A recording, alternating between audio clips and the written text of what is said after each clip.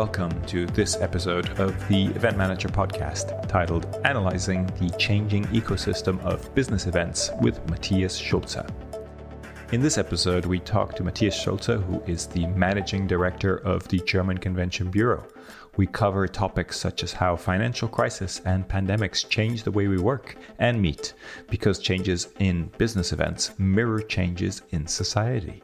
We talk about how research allows us to anticipate changes in business events, and we talk about what skills we may need in the future to run events. We talk about the interdisciplinary complexity of business events and how business events are the jewel in the toolbox of communication tools. We also talk about the need for creating great spaces and places for people to meet, and how we need to partner with others to make the best case for business events outside of the industry. We look at how international understanding requires in-person meetings to build trust. And lastly, we look at how technology must above all benefit attendees to be successful. I hope you enjoy this episode of the Event Manager podcast, and don't forget to subscribe and maybe even leave a review of the podcast. Thank you.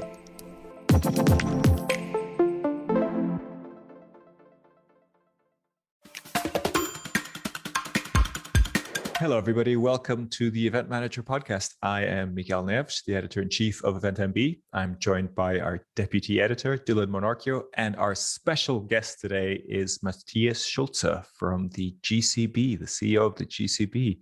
Thank you for joining us today, Matthias. It's really nice to have you. Thank you very much for having me, Miguel and Dylan. It's a great honor to be with you today. It's our pleasure. Excellent. So I've been reading a little bit about your background. We've met before quite a few times, especially at IMEX and other times. But I realized you had a career through Hilton and then at the World Conference Center in Bonn. And you've now been with the GCB, the German Convention Bureau, for, is it 11 years, something like that? Exactly. It's 11 years now. I started May 2010 with IMEX taking place in Frankfurt. And that was only a year or a year and a half after the world financial and economic crisis hit our industry. And now more than 10 years later, another event hit our industry again. So it's every 10 years, it seems to that our industry got hit by another external event. Well, how has the pandemic changed the role of CVBs, do you think?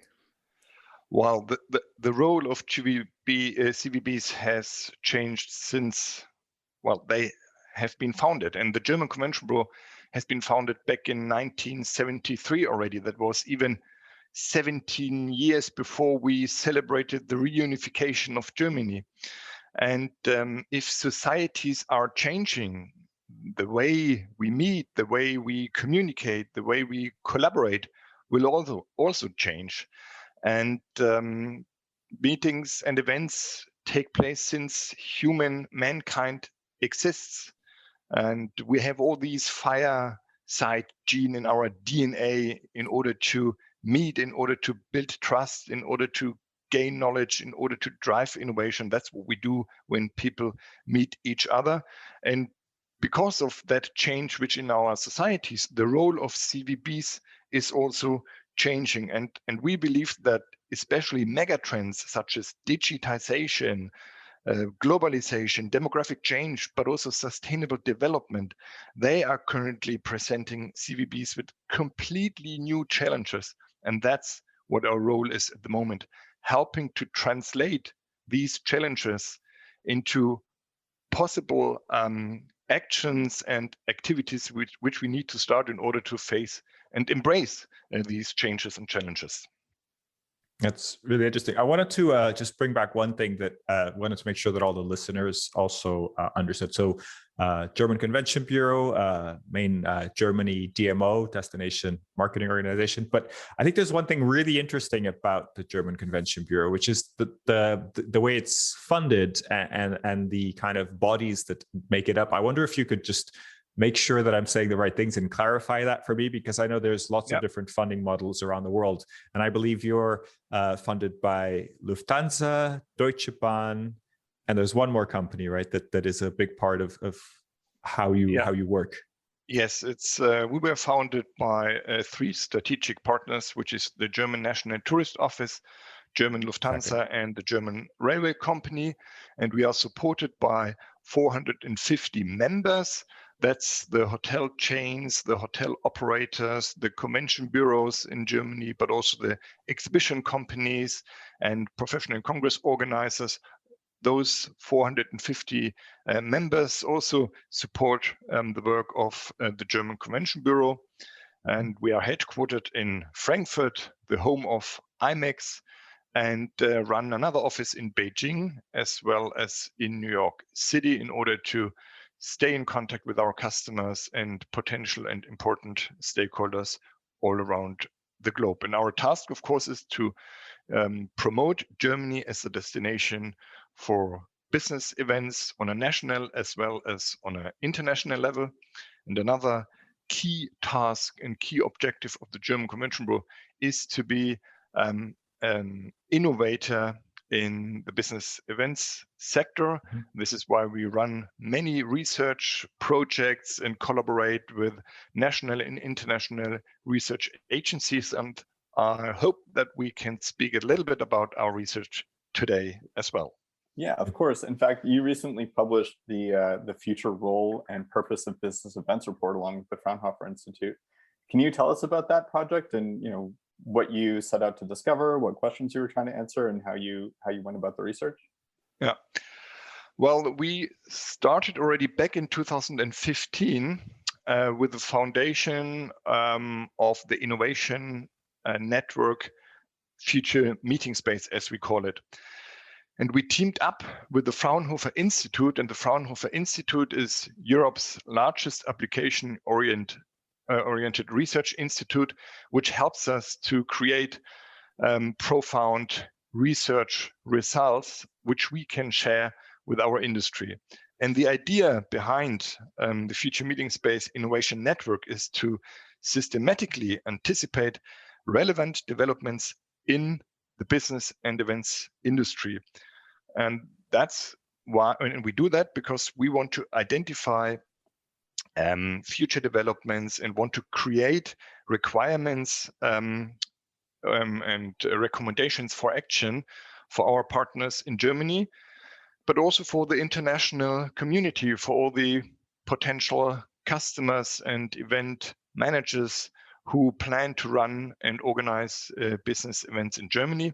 And that's why we started that Future Meeting Space Innovation Network. And it really focuses on three different topics which we like to highlight. And one topic is, that's what we're looking for, is which developments are important for organizers, as I said, venue operators, investors, suppliers and service providers, but also for destinations in order to plan and organize successful events in the future. And the second focus lies on what are future-proof event formats and what kind of new requirements do they come with. And the third focus lies on the question of how can participants with their individual requirements be placed at the center of events and their needs to be taken into account as a central component of an event's objective. That's more or less the reason why we initiated that innovation network. And it works in different phases. So each year we create a new research phase with one key question, which we and our partners want to get the answers to. And this is why we started in the beginning of 2020, only a few weeks, a few months before Corona hit our lives. We started the third phase of our Research Innovation Alliance, and that looked into the following three topics. That was, firstly, what role will events play in the communication mix of organizations in the future? The second question was how, based on this question, how will requirements and skill profiles change of all people involved in running an event? And the last topic we were interested in was to get the answer on for how can events be measured using success factors in prerequisites. So that was more or less the motivation of why we started that Innovation Alliance. Okay, I think that makes a lot of sense. Are you able to expand on how that piece of the research was conducted? I mean, I know that there were a few different phases, including a 500 participant survey, followed by like a Delphi survey to interpret that data. Yeah, we use different methodologies, and the Fraunhofer Institute is a very holistic and interdisciplinary institute. They run, I think, 57 institutes all around Germany and Europe, and with 25,000 employees, and they have experts in different fields like architects, but also scientists from sociology, from psychology, IT experts. So it's from all different sectors of science. They can get all their insights, their perspectives, and the results of the latest research. And that helps us a lot because business events are quite a complex system, and that has to do with psychology, with sociology when it comes to the user experience. That has also to do with architecture when it comes to building and renovating conference centers and hotels, for example. So it's quite a holistic and interdisciplinary approach. And the methodology was, on the one hand, that we invited user groups and focus groups. The user groups and focus groups where the participants came from different sectors, event planners from corporations, but also associations and agencies, but also experts from the IT sector and many other areas. And the second methodology which we used were the Kano model, which is was created by a Japanese professor many years ago, and is very often used by the automotive industry in order to get a better and deeper understanding of the potential, what the customers of the automotive industry are looking for when they're looking for new cars, for example. What are rejection features and what are enthusiasm features, for example? What's the real USP for selling a car and what is just a rejection feature? And that was a very interesting methodology. And we try to better understand from a user's perspective, from a potential participant, what will be the key enthusiasm feature for him or her if to attend an event, and what, for example, will be a rejection feature. So that was only two of the methodologies which we used, and the third one is the Delphi survey, which you probably know quite well. So that was more or less the methodology which we used over the period of 12 months, or a little bit more than 12 months. That was the entire phase which we used in order to get a deeper understanding of what's going on in the market.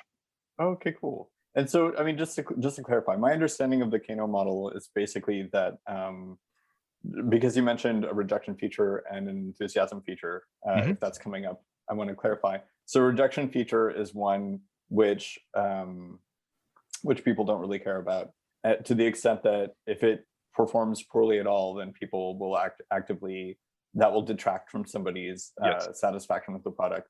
An enthusiasm feature is one that no one is expecting, so it can only improve somebody's satisfaction with the product. So it's basically operating against like what a baseline satisfaction level for whatever product would be. And excitement features are basically gravy. It's like, if it's there, great, but nobody's looking for it, so it doesn't really matter. So that portion of the research consisted of, my understanding is 500 German participants, roughly 40% planners, 30% attendees, and 26% vendors. Were those attendees of industry events, or were they attendees of just all events in general? Both, and the attendees not only came from Germany, but also from Europe and even beyond, because we wanted to have a better understanding. That's what we always do during the future meeting space research phase, that we want to gain a better understanding of not only what's going on in Germany, but also what's going on in the rest of Europe and the rest of the world, because sometimes, there are some findings in different areas of the world which help us to get a better and deeper understanding of the customer's perspective. And that's what always what we are always focusing on. It's the customer perspective, and especially the perspective of the delegate or the potential participant, because that's what we believe will be the driver. That the participant will be the driver of the change in the business events industry, not only today but also tomorrow. Right, that makes sense. And I noticed that the first third of the report is all just the participant data. And I think it's notable that in conducting the research, you asked each group a different set of questions that pertain specifically to their perspective. So can't wait to dig into that.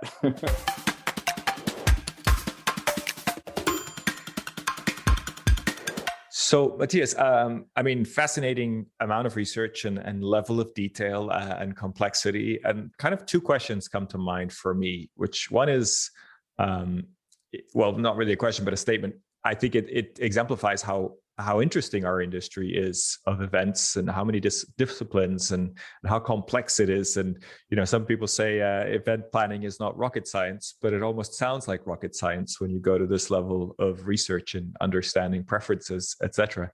But I guess the question for me is, were you surprised with the findings? And you went to this level of research, which I think is quite unusual in terms of the depth of the research. And did you find things that were different to what you expected or what you'd read in other research? Yeah, that's a very good question. In some of the results really surprised me, and others were more or less, that's really no rocket science. And the thing is, for me, it's not only about are the results surprising or not. For me, it's to get a deeper understanding of the complexity of our industry. That's exactly what you said, Miguel. It's so complex, and at the very end of the day, if you analyze the ecosystem of the business events industry, and that's what we do in our next research phase, which has already started, and we will publish the results in autumn this year. We are focusing on the ecosystem and the changing ecosystem of the business events industry. And because the ecosystem is changing, it is growing on the one hand, and it's drifting into another direction. And we want to better understand what that means for all the players which are involved in the business events industry, even the new kids on the block, which are now part of our ecosystem. And that's the key motivation behind all the research. And I fully agree with you that the complexity comes up as soon as you try to better understand how the system works. And this is the interesting part of it. For me, the surprising thing really is that how complex it is. And a scientist just said a few months to us that business events, or events in general, he said, are mirroring our societies, because if our societies are changing, the way we meet, collaborate, and communicate will change too. So it's more or less, just a mirror of what's going on in the world out there. And so it's a lab for all of us. That's really interesting. Yeah, sorry. So you mentioned earlier that the research you conducted started. It was over a year-long period. When did that research start? I know that this particular report was the 2019-2020 project. Did you run into any challenges in terms of validating the research against the changing environment that you're trying to qualify your forecasting against? And do you think that the research that you conducted over that period kind of still holds true, or is there some modifications to the analysis that had to be made before publication? I mean, the research design and the research question that were all defined in autumn 2019. So, and we didn't know about Corona and what's going on and so on. So, but the question was, what is the future role of business events in the communication mix of corporations? Because that was the question our partners were interested in. And that was more or less a question coming from the corporates who wanted to have a better understanding of what role will business events play in the future, and do we need other channels or other tools, or will the business events change, yes or no, and so on. That was, the center of everything we wanted to know. And then Corona happened and no business events took place anymore. And immediately we changed, of course, the design of the research, and we redefined the questions and everything, because the question was now even more important than before. And the key outcome at the very end of the day of the research is that business events will become even more important in the future than they were before Corona hit our lives. And that I can understand that because everyone we asked who was involved in business events said that we have a great opportunity and a great portfolio of communication tools now, even more than before Corona, because we are now used to all these digital tools and everything. But the business event itself, be it analog, digital, or hybrid, is more or less the jewel or the diamond in the toolbox, because this is the pure interactive, participative communication tool where you have direct contact with the community. And this is, and our life, be it our professional lives or our private lives, will become more and more digital.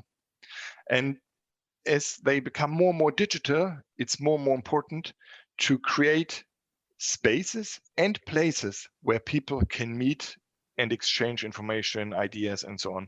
And spaces are virtual and places are physical.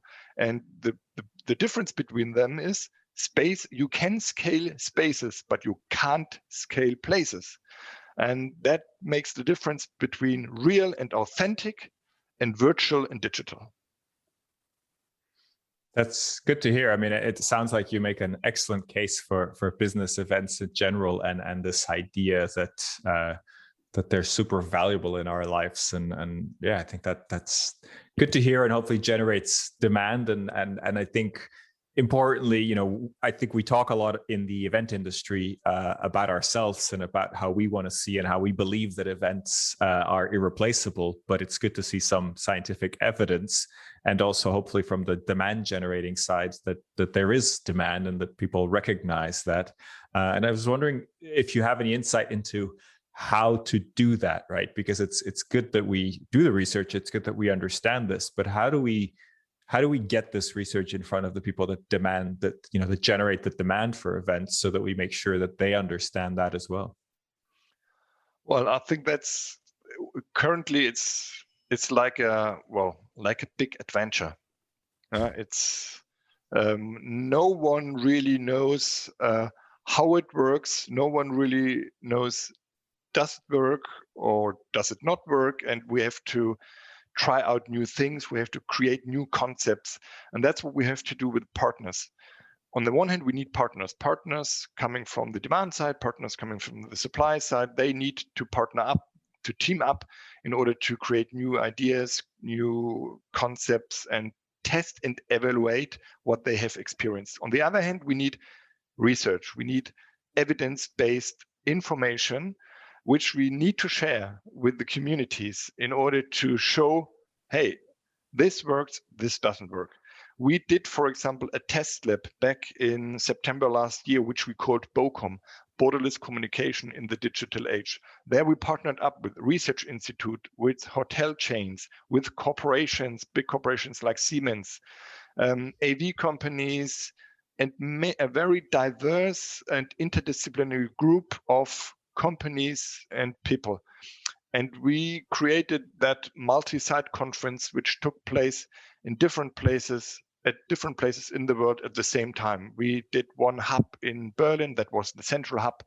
We did one hub in New York, another one in Madrid in Spain, in Shanghai, in Tel Aviv, and we interconnected all these destinations And additionally, people from all around the world were able to attend virtually only. And that was so complex at the very end of the day from an organizational point of view. But that's what we wanted to understand from the different perspectives. People are in different rooms, in different destination, in different moods. Even they don't breathe the same air, they don't smell the same. They, it's all different. It's multi-sensory, and we really try to better understand from a user's perspective or a user experience. What does it mean for the different people? So we asked our scientists, the psychologists and the sociologists, to help us with creating polls and surveys, which we asked the participants to attend in and to fill in order to better understand what that means for the different user groups. And there's, again, some of the results were, okay, I knew that before, and that's common sense. And then other results were quite interesting, especially if you combine those results from a user experience, for example, with the CO2 footprint of a multi-site conference compared to a traditional conference format. Yeah, I think that totally makes sense. And what you're saying about the hub model as it pertains to sustainability is really interesting as well. I noticed that in your report, 35% of the participant respondents support a hub and spoke model with smaller local experiences. Again, this is based on information that was collected sort of this time last year. But our friend Shauna McKinley has also just produced a tool that helps people to evaluate the carbon footprint of their events as compared to virtual components and how travel impacts that, which we'll be covering soon. So stay tuned. How do you see the hub and spoke model affecting events, like in terms of local domestic markets being able to benefit from those, and also potentially their impact on international events? And is there anything from the report that kind of indicates what that might look like as a future scenario? Yeah, and one key outcome was that international understanding, which is key for international events. International understanding can only happen at physical and real face-to-face and in-person events. Diplomacy is a thing which can only happen, if you run an international conference on climate change. People need to meet in person, need to meet in smaller groups, need to align, need to build trust, need to build relationships in order to create results. So that's a very clear answer. So international understanding needs physical meetings in order to build trust. That's what we see in politics in the world at the moment. It's more important than ever when it comes to international understanding. On the other hand, when it comes to knowledge sharing and so on, then it's easy to use digital formats, to listen to keynote speeches, to listen to presentations. That has to do with implicit or tactic knowledge on the one hand and explicit knowledge on the other hand. Explicit knowledge is it's available on a data stick, it's available on a computer. It's external know-how, which is not linked to a specific person. You can download it, but that does not mean that you got it and understood it. And on the other hand, we have the implicit or tactic knowledge, which is linked with you as a person. That's what you have experienced. That's what you as a person know. And that can easily be shared with other persons during physical and face-to-face meetings. And this is the real power which can be unlocked during personal encounters and personal gatherings. And that's what we see. We see different developments. On the one hand, we see, and that was described in the report, like the event loop. So events will take place more often. Maybe they will become smaller and more regional, but that's like the hub and spoke model. You offer more physical touch points to your community because they want to meet in person. And on the other hand, you offer the digital platform where you can meet them 365 days a year, distributing content, offering on-demand presentations, keynotes, or whatsoever. So that's a little bit, I think, the combination which we will see in the future. The demand to meet in person is there, and there's a big appetite in the market, but maybe that will take place more regional and in smaller groups for a certain period of time. And of course, strong domestic markets will be the drivers in these development. And luckily, Germany is the largest domestic market within Europe. So for us, this is important to get ready also for this new kind of business events, the hub and spoke models or the event loops, or however you call it. Interesting. Great. I mean, I really would like to expand a little bit more on that, the kind of knowledge models. And it sounds like, and I've seen this in other sources, you're saying that we need to make meetings about the discussion, about the really, the interactivity between people, and that those kind of political settings, I think, are very good examples of that. But in my experience, meetings are still a lot about just delivering communication. And are you starting to see shifts in this direction, or do you expect meetings to be much more in that direction? Or are we kind of still trying to do the old method and we're going to have to learn it the hard way? Well, I see a clear shift in this area.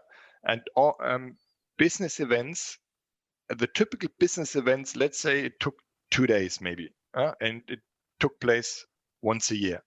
So that was, well, a silo thing that only took place for 2 days and then it was over. And in the future, we believe, and that's also clearly underlined in the report, we see that business events will become omni-channel marketing tools, because due to digitization and the digital transformation, we are able to extend the content which was created or is created during conferences, for example. We can extend the reach. We can share the knowledge which was created or the knowledge which was shared during a conference with a bigger audience. We can offer additional channels which the community can use in order to get in contact with the distributor of the knowledge.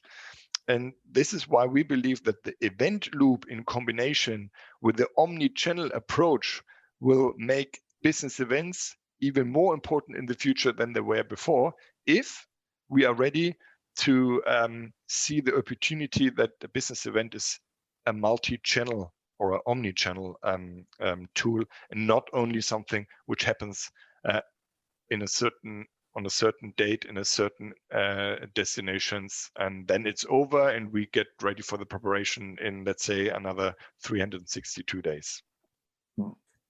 Very yeah, good I mean, insights. We're definitely seeing a lot of that from the event tech vendor side. We see a lot of companies creating 365 engagement, that idea that technology can bring communication and content to people all year round. But I have to admit, I'm a little bit skeptical, and I just wanted to get your view on it. I think it's possible with technology, and we can make it available and we can do it, but I feel like there is excitement around events, right? We are event professionals because we plan these moments of interaction. We plan these business events that are really exciting. But if that content and if that kind of communication is trying to be spread out all year round, do you think that that's realistic? Because I'm doubtful in terms of gathering that energy around the topic if it's always available. Where do you see that? Well, that's a very good question. I think the answer comes from the delegate and not from the event owner or the event planner or the supplier. And I did executive education program before Corona started back in 2019 at the Stanford University and at the Hasso-Plattner Institute in Germany. And that was all about digital transformation and innovation. And the focus was always on the customer or on the human at the end of the day. It was always human centricity. It was always about human centricity or customer centricity. In our case, I would call it delegate centricity. And we have to look what the delegate is looking for. And that's what we have to understand. And then we need to build the appropriate and customize and tailor-made services and products. I fully believe that people will change their demand behavior. That's what we learn from. You learn it day by day. I learned it during that pandemic, especially, and you can see it in our societies that the shift from one use case to another use case. Look at the entire trade market and look at the online trade market and what's going on there. Look at what happened at the media market 10 to 15 years ago. That was more or less the same situation which we have now for the business events sector. Suddenly, through the internet, everything was available for free, and you didn't go to your to buy the daily newspaper because it was there, it was available, and it was free. And the same situation is that's what the business events industry is focusing at the moment. Suddenly, I receive invitations for free from hundreds of possible events which I could attend. And that's the information overflow which is which we have at the moment. And this is why it's so difficult to convince people to attend these online events. Speakers, it's difficult to get the right speakers because so many speakers are available now from one day to another. You don't have to fly the people from Sydney to Frankfurt. You just invite them to attend the meeting online. So that's changing definitely. I fully agree with you, but I believe that the customer, the delegate, he or she will drive the change. Yeah, that makes a lot of sense. You want to make it available, you want to make it easy for people, but then ultimately the market, the attendees, the consumers will let you know what works and what doesn't. And I guess we have to learn from each other to figure out exactly the best way to do that. I'm curious if that's also going to be the case in terms of the development of technology. One of the key things that I really appreciate this report for is the emphasis on looking at specific features and trends that attendees are looking for.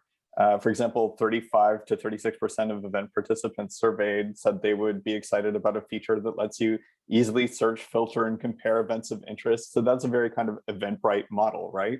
But it's hard to imagine other longer term, for example, 365 event platforms doing that, because that in some ways puts events in competition with each other. So it might be a detracting selling proposition for them. So obviously delegates will want to drive the content related stuff, but in terms of actual features and the formats that take place, how do you see the delegate interests being balanced with the other interests?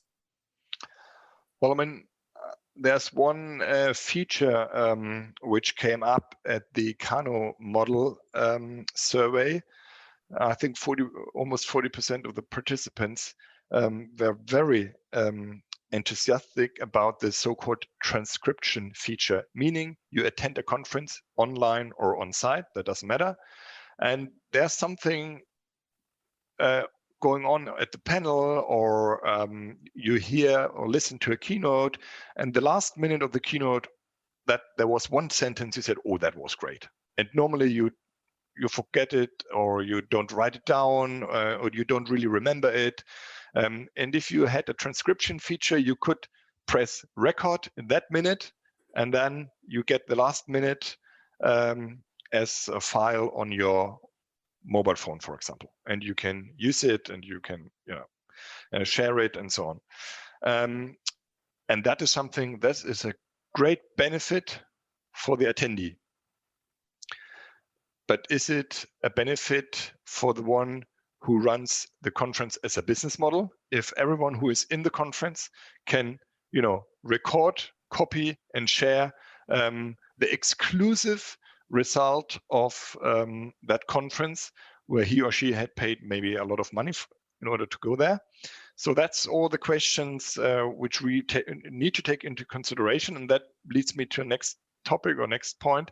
What we are looking what we are looking for in the next phase as well is what new business models will be created in that new ecosystem, because we have new players, we have new requirements, we have changing ecosystem, and that will automatically leads us to new business models, and that will be very interesting, I think, for our industry as well. How could that business models look like, and who will be the winners in the future when it comes to those new business models?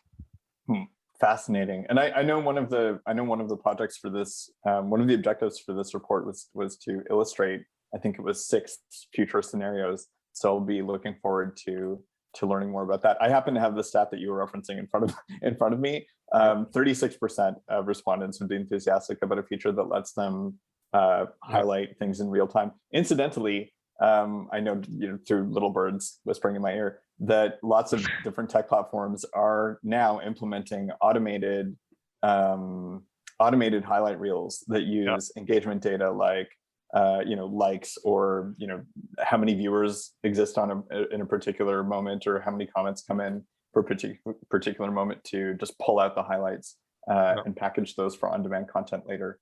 So they're listening.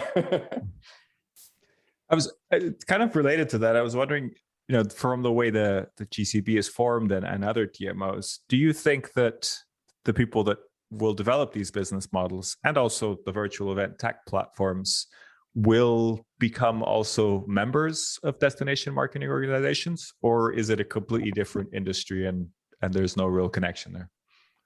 No, I think we should be open to welcome those new kids on the block. We are at the German Convention Bureau already have a program in place which enables us to get linked with tech companies, for example, who run super interesting and innovation solutions. We, the German Convention Bureau, have founded together with PCMA and the IMEX group, we have founded the so-called Response Room, which is an open innovation platform where you can submit challenges and the community can help you to find solutions or to get answers for the challenges which you are sharing with the community at that platform. That's an open innovation platform that is used by many large corporations in order to invite the entire company to solve problems which a certain department may have. And we have adapted and modified a little bit that system, and that it's a service as a software program. And it's open to the entire business events industry worldwide. So everyone is invited to be part of the Response Room community in order to share ideas or to comment on certain challenges. That's what we believe is the future of our industry, that it's not only us or a certain part of our industry who is ready to solve certain problems or challenges we are facing. It's all of us, and those who are ready to share, and those who are ready to go the next steps. That's those who will probably survive. And I really like to quote a very famous scientist and researcher, Charles Darwin, who said at least 150 years ago already that it is not the strongest or nor the most intelligent who will survive, but the one who is most responsive to change. And I think these days show us exactly that change is the new now. Absolutely. No, very, very positive outlook, and I appreciate that. Matthias, thank you so much for your time and for joining us. This has been a fascinating conversation. I wanted to wrap up really with two requests. One is where can people connect with you or find information about you or the GCB if you let us know. And also a question that we're asking all our guests, which is if you have a recommendation for someone else that we should be interviewing on the podcast. Yeah, great. First of all, thank you very much again for having me. It's a great honor, and it's always good to speak to both of you. And I remember, Dylan, I think the last time we met in person, that was at the PCMA Convening Leaders Conference, either in Pittsburgh or in San Francisco. I don't know. That was long. In San Francisco. It was a long time ago. That's a long time ago. So I'm more than ready to meet you both in person. That would be a great. That would be a festival. Let's put it this way. And all the information which we just discussed or research and all the other relevant information for those of you who are interested, you can find that at our website, www.germany/meetings.com, or you follow me on LinkedIn, and I'm more than happy to get in touch with you in person or just virtually through Zoom, WebEx, you name it. And you just asked me who to interview within one of the next podcasts. There come two names into my mind. One was Miguel, you, and Dylan. Maybe you should interview you both each other. And yeah, you are so deep. You have so deep insights through all the interviews. So maybe we should turn it around. And next time I will interview you both. Or what I also think is very interesting, who you could or should get in touch with, is Ben from Maritz. He has really great insights, and he's very well connected. On the one hand with the supply side, but on the other hand with the demand side as well. So he could be someone you could interview. Perfect. Great. Yes, I know Ben well, and definitely make sure to ask him to be a guest on the podcast. Thank you for listening to this edition of the Event Manager Podcast. Please subscribe and rate the podcast wherever you get your podcasts. For the latest news and the best articles on technology and innovation in the event industry, head over to eventmb.com.